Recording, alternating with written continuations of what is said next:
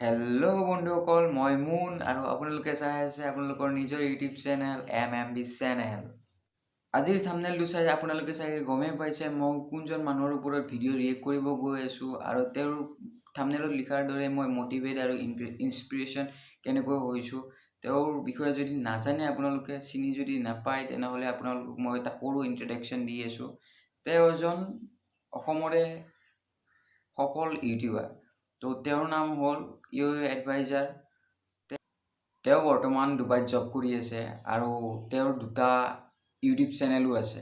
তো সেই দুটা ইউটিউব চেনেল চাই ময়ো অলপ মটিভেট হৈছোঁ আৰু ময়ো এনেকৈ ইউটিউব চেনেলটো চলাই নিবলৈ অলপ সাহস পাইছোঁ। তো আপোনালোকে চেনেল দুটা যদি জানিব বিচাৰিছে, এটা হ'ল এডভাইজাৰ আৰু এটা হ'ল এডভাইজাৰ ইংলিছ স্পিকিং। তো এডভাইজাৰ ইংলিছ স্পিকিংটোত আপোনাৰ গোটেই মানে কি অসমীয়া যিবোৰ ল'ৰা ছোৱালী আছে যোনে ইংলিছ স্পিকিংটো অলপ ফ্লুৱেণ্টলি ক'বৰ কাৰণে শিকিব বিচাৰে, তো তেওঁৰ সেই ইংলিছ স্পিকিং চেনেলটো ছাবস্ক্ৰাইব কৰি ল'ব পাৰে বা ভিজিট কৰি চাবও পাৰে কেনেকুৱা ধৰণৰ। যদি ভাল লাগে ছাবস্ক্ৰাইব কৰি ল'ব।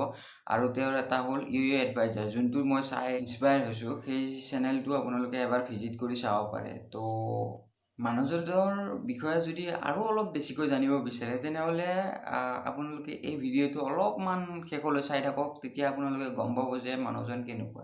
তো আমি বেছি দেৰি নকৰি মানুহজনৰ এটা ভিডিঅ', মানে মানুহজন বুলি কৈ আছোঁ, মই দাদা হয়, তো দাদাজনৰ এটা ভিডিঅ' আমি প্লে কৰি চাওঁ। মানুহে মানুহক হিংসা কৰে, মানুহে মানুহক বেয়া পায়, কিন্তু তেওঁলোকে বুজি নাপায় যে জীৱনটো হৈছে মাত্ৰ দুদিনীয়া। ঠিক কৈছে দাদা, এইটো আপুনি মানুহক বেয়া পাই কি লাভ, যিহেতু মানুহে সেই বস্তুটো ধৰিয়ে থাকিব নোৱাৰে। মানুহৰ জীৱনটোৱে দুদিনীয়া, তো এই বস্তুটো ধৰি থাকিব নালাগে। ঠিক আছে, আমি আগলৈ চাই আহকচোন। কিয় বুজি নাপায় আপোনালোকে? তথাপিও আপোনালোকে বেলেগক হিংসা কৰে, তথাপিও আপোনালোকে বেলেগক আপোনাৰ ইটিকিং কৰে, বেলেগক বেয়া পায় সাধাৰণ এটা ভুলৰ কাৰণে, সাধাৰণ এটা কথাৰ কাৰণে। আপোনালোকে জানে মাইকেল জেকচন? ঠিক কৈছে আপুনি। আপোনাৰ মানে কি কথাটো হ'ল কি, আপুনি যিমানে পইচা ইনকাম কৰক বা আপুনি যিমানে পইচা উৰাওক, আপুনি 1 টকাও মানে কি মৰাৰ পিছত লৈ যাব নোৱাৰে। আনকি আপোনাৰ যি হাতত যি পিন্ধি আছোঁ মই এই সূতাডালো লৈ যাব নোৱাৰে। সেইবাবে মানুহে টকা পইচাক লৈ অহংকাৰ কৰি লাভ নাই। আৰু কিছুমান ক্ষেত্ৰত আমি এৰি দিব লাগে যে সি মোক বেয়া পাইছে, কিহৰ কাৰণে বেয়া পাইছে বাদ দে, এতিয়া আমি ভালকৈ থকাটোৱে বিচাৰিব লাগে। ঠিক আছে, আমি আগলৈ গৈ চাওঁ। হাওঁফাওঁ হওক, কলিজা হওক, লিভাৰ হওক, চকু হওক, সেইবোৰ কিনি পিনে ঘৰত ৰাখি থৈ দিছিলে। কিয় জানে? যাতে যিকোনো কাৰণত তেওঁ যদি সেইবোৰ ফেইলাৰ হৈ যায়, লগালগ যেন ডক্টৰে লগাই দিব পাৰে। তেওঁ জিম কৰাৰ কাৰণে, এক্সাৰচাইজ কৰাৰ কাৰণে আপোনাৰ 12জন জিম ট্ৰেইনাৰ আছিলে। কেনেকৈ এক্সাৰচাইজ কৰিব লাগে, কেনেকৈ শৰীৰটো ভালে ৰাখিব লাগে, তেওঁ কি খাব লাগে কি খাব নালাগে তাৰ কাৰণে ডায়েটিচিয়ান ৰাখিছিল। মাইকেল জেকচনে আপোনাৰ 150 বছৰ বাচি থাকিব বিচাৰিছিল। কিমান? 150। ফাৰ্ষ্ট টাইম গম পাইছোঁ যে দাদাৰ ভিডিঅ'টো চায়ে গম পালোঁ মই মাইকেল জেকচন 150 বছৰ জীয়াই থাকিব বিচাৰিছে। আপোনালোকে জানে নেকি আগতে? জানে যদি কমেণ্ট কৰি ক'ব। বাচি থাকিব বিচাৰিছিলে, কিন্তু মাত্ৰ 50 বছৰ বয়সতে তেওঁ মৃত্যুবৰণ কৰিবলগীয়া হ'ল। কিয়? তেওঁ ভবা নাছিলে কেতিয়াও। তেওঁ 150 বছৰ বাচি থকাৰ কাৰণে যিখিনি আপোনাৰ পৰিকল্পনা কৰিব লাগে তেওঁলোকে কৰি লৈছিলে। 15জন ডক্তৰ ৰাখিছিলে যে যিকোনো বেমাৰ হ'লে যেন তেওঁ 15জন ডক্তৰ, আৰু আগলৈকে জানো আহকচোন কি বা কয়। চিকিৎসা কৰিব পাৰে ইমিডিয়েটলি। তেওঁ মানুহৰ যিবিলাক আপোনাৰ বডিৰ অৰ্গেন আছে, কিডনী হওক, হাওঁফাওঁ হওক, কলিজা হওক, লিভাৰ হওক, চকু হওক, সেইবোৰ কিনি পিনে ঘৰত ৰাখি থৈ দিছিলে। মাই গড, কি ৰে, পইচা দি কি কৰি দিছে? মানুহৰ অৰ্গেন কিনি ঘৰত ৰাখি দিছে। ঠিকে আছে দাদা, বহুত ভাল কথা কৈ আছে, শিকিব পৰা কথা কৈ আছে আপুনি। ধন্যবাদ। কিয় জানে?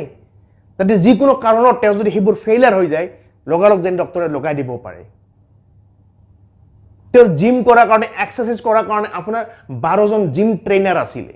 কেনেকৈ এক্সাৰচাইজ কৰিব লাগে, কেনেকৈ শৰীৰটো ভালে ৰাখিব লাগে, তেওঁ কি খাব লাগে কি খাব নালাগে তাৰ কাৰণে ডায়েটিচিয়ান ৰাখিছিলে। তেওঁ ঘৰৰ চাকৰ নকৰ বহুত আছিলে। তেওঁ যি খাইছিলে খোৱাৰ আগতে পৰীক্ষা কৰা হৈছিলে। ইমান মানে কি তেওঁ ইমান বাচি থাকিবৰ ইচ্ছা আছিল যে হোৱাৰ আগতেও পৰীক্ষা কৰিছিল। তো কিমান হেঁপাহ আছিল, তথাপিও ইমান টকা পইচা থাকিও ধন দৌলত থাকিও তেওঁ 150 বছৰ থাকিব নোৱাৰিলে। 50 বছৰ বয়সতে মৃত্যু মুখত পৰিল। তো সেয়াই আৰু টকা পইচাই মাত নিদিয়ে। তো চাওকচোন ভিডিঅ'টো আৰু আপুনি। যাতে ভুলবশতঃ যাতে আপোনাৰ ফুড পয়জন হৈ নাযায়। তেওঁৰ চকুৰ, তেওঁৰ নখ, তেওঁৰ চুলি সকলো পৰীক্ষা কৰা হৈছিলে ডেইলি বেচিছত।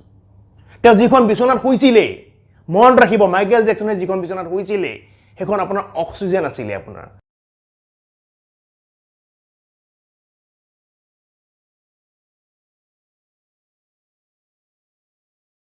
ফুল্লি অক্সিজেনাইজড আপোনাৰ বিচনা আছিলে, য'ত শুলে আপোনাৰ অট'মেটিক অক্সিজেন মানুহে পাই থাকে, যাতে কোনো কাৰণতে অক্সিজেন আপোনাৰ বন্ধ হৈ নাযায় ৰাতি টোপনি মৰাৰ সময়ত। চাওক কিমান পৰিকল্পনা কৰিছিলে নিজকে 150 বছৰ জীয়াই ৰাখিবৰ কাৰণে। এদিনো বেমাৰত পৰা নাছিলে, প্ৰত্যেকটো খবৰ ডক্টৰে ৰাখিছিলে, যিকোনো বস্তু খোৱাৰ আগত ডক্টৰক সুধি চাইছিলে, কিমান কেয়াৰ কৰিছিলে নিজৰ বডিটোৰ ওপৰত। কিন্তু তথাপি তেওঁ 50 বছৰ বাচিলে। অনলি 50 ইয়াৰ্ছ তেওঁৰ যিটো সপোন আছিলে সেই সপোনটো চুৰমাৰ হৈ গ'ল, আৰু লগত একো লৈ যাব নোৱাৰিলে। ইমান ধন সম্পত্তি, ইমান টকা পইচা। সেইটোৱে মই আপোনালোকক এইমাত্ৰ কৈ গৈছোঁ, হাজাৰ ধন সম্পত্তি থাকক, মৰাৰ পিছত 1 টকাও লৈ যাব নোৱাৰে। যিমান তেওঁ আহৰণ কৰিছিলে আপোনাৰ ডেন্স দি পিনে, তেওঁ সেইবোৰ অকল লগত লৈ যাব নোৱাৰিলে। চাওক আপোনালোকে, গতিকে এই হিংসা কিহৰ কাৰণে, এই মানুহক বেয়া পোৱা কিহৰ কাৰণে? ক্ষমা কৰি দিব নোৱাৰেনে আপোনালোকে সাধাৰণ এটা ভুলৰ কাৰণে? কিয় মানুহক আপোনালোকে বেয়া পায়? চাওক জীৱন হৈছে দুদিনীয়া জীৱন। কিবা ভুল হ'লে আপোনালোকে ধৰি নাথাকিব, ক্ষমা কৰি দিব। আৰু ক্ষমা কৰাটো বহুত ডাঙৰ হয়। তো ক্ষমা কৰি দিলে আপুনি তল পৰি নাযায়, বহুত ডাঙৰ হৈ যায়। জীৱন হৈছে দুদিনীয়া জীৱন, ফূৰ্তিৰে কটাওক, মানুহক ভাল পাই কটাওক। কোনোবাই ভুল কৰিছে আপুনি খুলি পিনে কওক যে তোমাৰ এইটো ভুল হৈছে, আপোনাৰ এইটো ভুল হৈছে, মোক ক'ব নালাগিছিলে। বা আপুনি কিবা ভুল কৰিছে আপুনি সেইটো তেওঁৰ আগত ক্ষমা খুজক।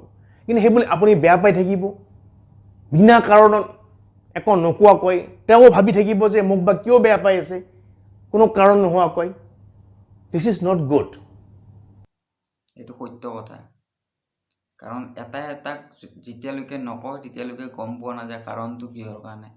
তো সি নক'লেও আপুনি নিজে মাতিব লাগিব, তেতিয়া আপোনাৰ সম্পৰ্কটো বেছি মধুৰ হৈ থাকিব। জীৱন বহুত চুটি, আপোনালোকে নাজানি কেতিয়া আপোনাৰ কি হৈ যাব পাৰে। নাভাবিব যে মই একদম 60 বছৰ বা 70 বছৰ জীয়াই থাকিব পাৰিম বুলি। আপুনি হয়তো কাইলৈ ঢুকাই যাব পাৰে, আপুনি বা এতিয়া হয়তো আপুনি ঢুকাই যাব পাৰে। আপুনি কোনো গেৰেণ্টি নাই জীৱনৰ আপোনাৰ। গতিকে যিমান দিন জীয়াই থাকে মানুহক ভাল পাবলৈ শিকক, যিমান দিন জীয়াই থাকে মানুহৰ লগত মিলা প্ৰীতিৰে চলি যাবলৈ শিকক। মৃত্যুৰ পিছত আপুনি কাকো লগ নাপায়, আপুনি ক'ত যাব ক'ত নাযায়, কি হ'ব কি নহয় একো নাযায়। আপোনাৰ যিমান ধন সম্পত্তি আছে, যিমান আপুনি আহৰণ কৰিছে, যিমান আপুনি উপাৰ্জন কৰিছে, আপুনি 1 টকাও লৈ নাযায়, একো বস্তুও লৈ নাযায়। গতিকে কিহৰ কাৰণে ইমান হিংসা, কিহৰ কাৰণে মানুহক ইমান বেয়া পায় আপুনি, কিহৰ কাৰণে? আহক এই নতুন বছৰটোত 2021ত আমি সংকল্প কৰোঁ, আমি প্ৰতিজ্ঞা কৰোঁ যে 2021ত আমি মিলি থাকিম সকলোৰ লগত। 2021ত কাকো আমি বেয়া নাপাওঁ। তো বন্ধুসকল, আপোনালোকে চাগে ভিডিঅ'টো চাই গমেই পালে তেওঁৰ মানসিকতা কেনেকুৱা আৰু মই তেওঁক কিয় ভাল পাওঁ।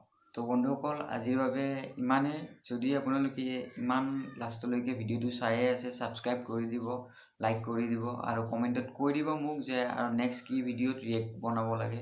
তো মই সেই তাৰে ওপৰতে বনাম। তো ছাবস্ক্ৰাইবটো কৰিব নাপাহৰিব।